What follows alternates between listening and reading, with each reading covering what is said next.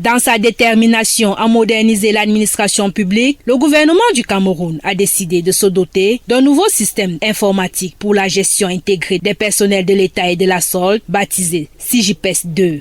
Et pour conduire ce processus, les 3 prestataires sélectionnés ont procédé aux présentations audiovisuelles des solutions de base, à partir desquelles CIGIPES 2 sera développé. C'était au cours des sessions du comité interministériel chargé de l'assistance du prestataire, du suivi et du contrôle du projet de mise en œuvre d'un nouveau système de gestion intégrée des personnels de l'État et de la solde.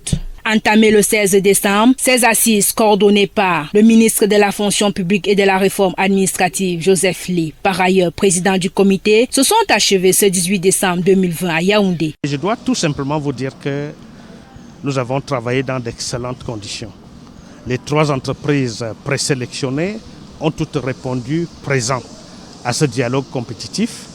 Elles nous ont fait des démonstrations intéressantes, je dirais même très intéressantes.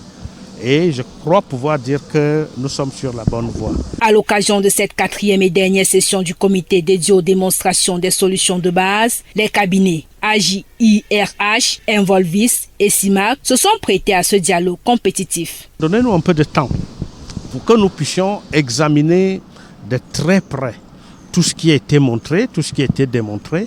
Et bientôt, vous aurez les résultats.